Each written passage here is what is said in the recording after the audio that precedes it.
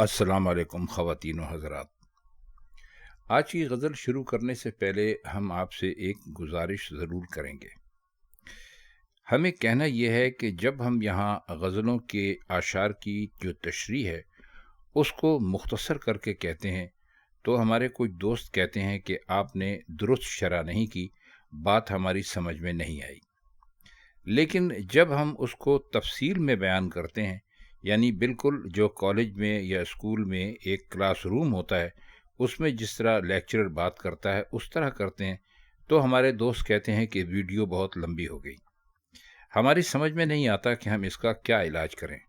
अगर आपके पास इस सिलसिले में कोई तजवीज़ हो तो हमें कमेंट सेक्शन में ज़रूर बताएं ताकि ये उलझन दूर हो सके।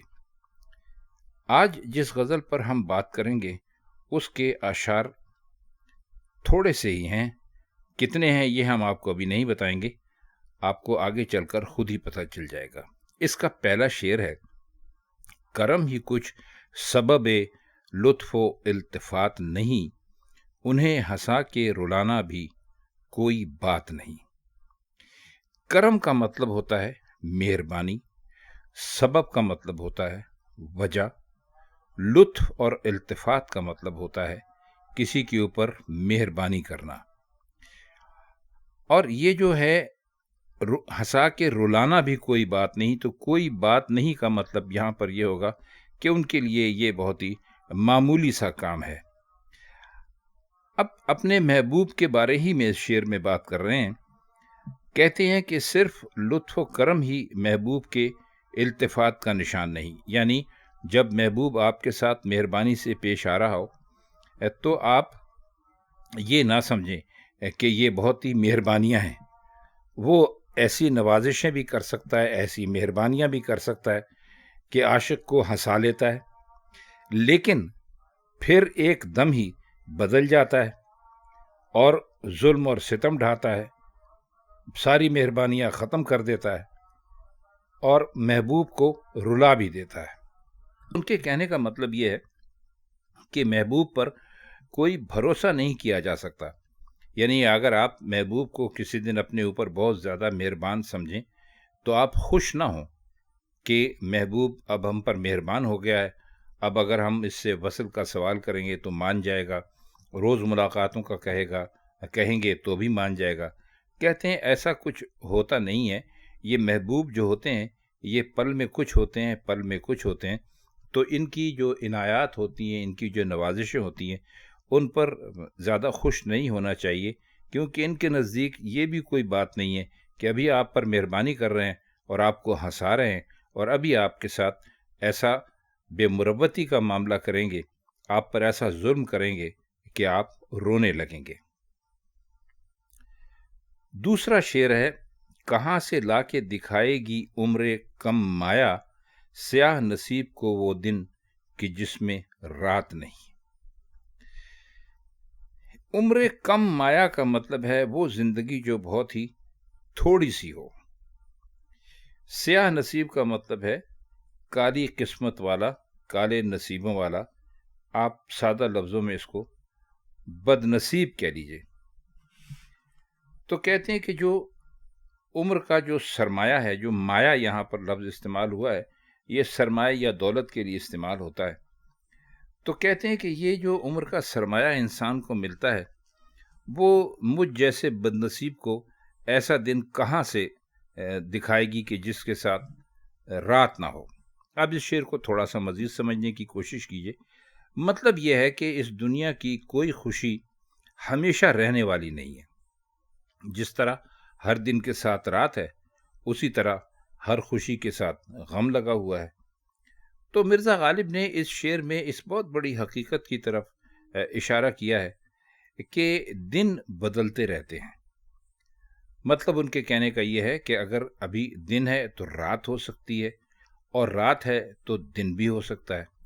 तो इस शेर में एक तरह से आपको ढारस या उम्मीद या दिलासा भी उन्होंने दिलाने की कोशिश की है, बल्कि देने की कोशिश की है कि आप हर किस्म के हालात के लिए तैयार रहें। अगर कभी आपके हालात बुरे हैं तो वो अच्छे भी हो सकते हैं। उसकी मिसाल उन्होंने सिर्फ अपने ऊपर रख कर दी है कि भाई मेरे लिए तो हमेशा رات ہی رہتی ہے۔ لیکن آگے چل کر انہوں نے اس میں غالباً یہی کہنے کی کوشش کی ہے کہ چاہے غم ہو یا خوشی ہو، جس طرح ہر دن کے ساتھ رات ہے اور ہر رات کے ساتھ ایک صبح ہے، اسی طرح یہ جو زمانے کا دستور ہے یوں ہی چلتا رہتا ہے، تو آدمی کو مایوس نہیں ہونا چاہیے۔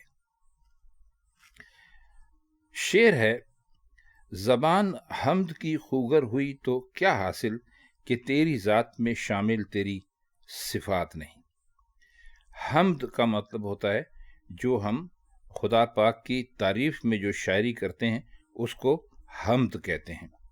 خوگر کا مطلب ہوتا ہے عادی ہونا، یعنی جس کو کوئی کام کرنے کی عادت ہو اس کو خوگر کہتے ہیں۔ صفات جمع ہے صفت کی، اور صفت کا مطلب ہوتا ہے کوئی خاص خوبی ہونا۔ تو اس میں اللہ تعالیٰ کی ذات سے مخاطب ہیں، فرماتے ہیں کہ بے شک میری زبان حمد کی عادی ہو گئی ہے، مطلب ہے میں ہمیشہ خدا کی تعریف کرتا رہتا ہوں، میں ہمیشہ اس کی حمد و ثنا کرتا رہتا ہوں، لیکن ایک چیز عرض کروں کہ صرف اللہ کی ذات کی تعریف کرتا ہوں، اور اس کی جو صفات ہیں ان کو ذات میں شامل نہیں کرتا۔ اس شعر میں توحید کا ایک بہت ہی اعلیٰ خیال پیش کرنے کی کوشش کی ہے مرزا غالب نے، مگر خالص ذات کی حمد ہو ہی نہیں سکتی۔ حمد اور جو تعریف ہوگی وہ تو صفات کی ہوگی، یعنی اگر آپ کسی کی تعریف کرنا چاہیں تو آپ کو اس کے لیے لازماً اس کے اندر کچھ ایسی صفات ڈھونڈنا پڑیں گی۔ مثلا کہنا پڑے گا آپ بہت خوبصورت ہیں، آپ کی آنکھیں بہت اچھی ہیں، آپ سچ بولتے ہیں، آپ بہادر ہیں وغیرہ۔ تو آپ صرف ایک شخصیت لے کر اس سے نہیں کہہ سکتے کہ بھئی یہ شخصیت ہے اور میں اس کی بڑی تعریف کرتا ہوں۔ تعریف کس چیز کی کرتے ہیں؟ مرزا غالب کہتے ہیں کہ یہ بتانا ضروری، مطلب حمد ہوگی، یعنی ہم جو ابھی آپ کو بتایا کہ حمد کہتے ہیں اللہ تعالیٰ کی ذات کی تعریف، اللہ تعالیٰ کی ذات میں جو کی تعریف میں جو شاعری کی جاتی ہے اس کو، تو اگر حمد ہوگی تو صفات کی ہوگی۔ محض اگر آپ کہیں الحمدللہ تو اس سے بات نہیں بنتی، آپ کو ساتھ میں یہ بھی کہنا پڑے گا کہ وہ جہانوں کا پروردگار ہے، رحمان ہے، رحیم ہے، یوم جزا کا مالک ہے۔ تو اس اعتبار سے اس کی جو بھی صفتیں ہیں وہ کمال کی ہیں، اور یہی حال اس کا باقی صفات کا بھی ہے۔ تو اللہ کی آپ صرف یہ کہیں کہ جی میں الحمدللہ، آپ نے اللہ کا شکر ادا کر دیا، لیکن کس کس چیز کا شکر ادا کیا یہ آپ کو ضرور بتانا پڑے گا۔ جیسے ابھی آپ کو ہم نے بتایا کہ اللہ پاک انسانوں پر رحم کرتا ہے، کرم کرتا ہے، دنیا کی آخرت جو ہے، ہماری جو آخرت ہے اس کا مالک ہے۔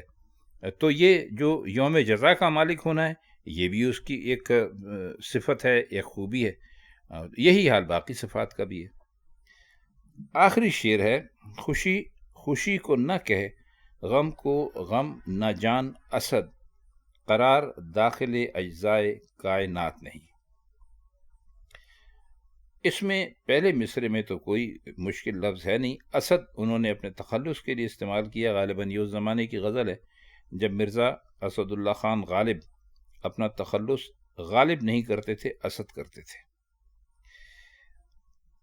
کہتے یہ ہیں کہ اجزائے کائنات کا مطلب ہوتا ہے، اجزاء جمع ہے جز کی، اور اجزائے کائنات یعنی جو ہمارے ارد گرد جو یونیورس ہے اس میں جو کچھ بھی ہے اس کے بارے میں کہا ہے۔ تو فرماتے یہ ہے کہ اپنے آپ کو مخاطب کر کے کہ خوشی کو خوشی مت کہہ، غم کو غم مت کہہ، کیونکہ ان میں سے کسی بھی شے کو پائیداری نہیں ہے، یعنی کوئی شے بھی ہمیشہ رہنے والی نہیں ہے، یہ سب بدلتی جا رہی ہیں۔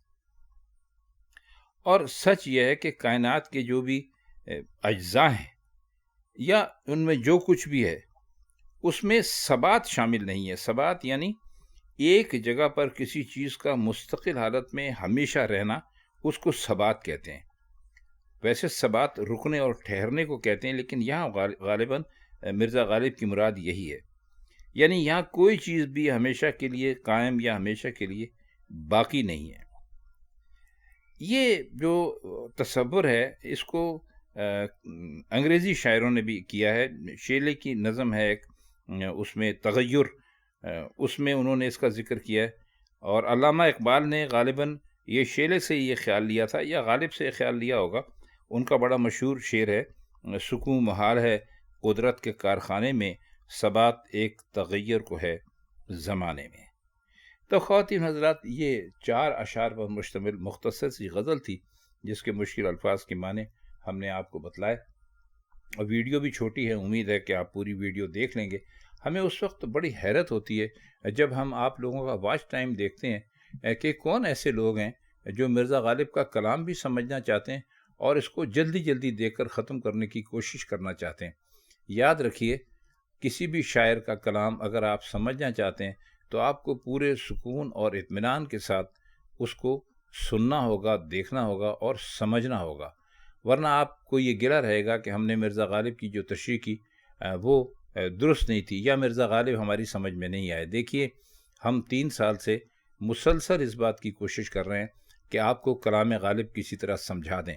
اگر وہ لوگ جنہوں نے کہ ان ساری ویڈیوز کو دیکھا ہے اور ساری ویڈیوز کو سمجھنے کی کوشش کی ہے سنجیدگی سے، وہ الحمدللہ آج مرزا غالب کے کلام کو اتنا سمجھنے لگے ہیں کہ ہمیں کئی مرتبہ کمنٹس میں وہ یہ بھی بتاتے ہیں کہ اس شعر کا مطلب ایسے نہیں، ایسے بھی ہو سکتا ہے۔ الحمدللہ ہمیں اس بات کی بڑی خوشی ہے کہ ہم نے جو کچھ لوگوں کو بتانے کی کوشش کی تھی وہ لوگ سمجھ گئے ہیں۔ یہ ٹھیک ہے کہ ہماری ویڈیوز پر بہت کم ویوز آتے ہیں، لیکن ہمیں اس کی فکر نہیں ہے، کیونکہ جتنے بھی ویوز آتے ہیں وہ لوگ سنجیدگی سے اس کو دیکھتے ہیں اور اس کو سمجھتے ہیں۔ تو آج کے لیے بس اتنا ہی۔ انشاءاللہ تعالی غالب یا میر یا کسی اور استاد کی کسی اور غزل کے ساتھ آپ سے پھر ملاقات ہوگی۔ تب تک کے لیے ہم چاہتے ہیں آپ سے اجازت۔ خدا حافظ۔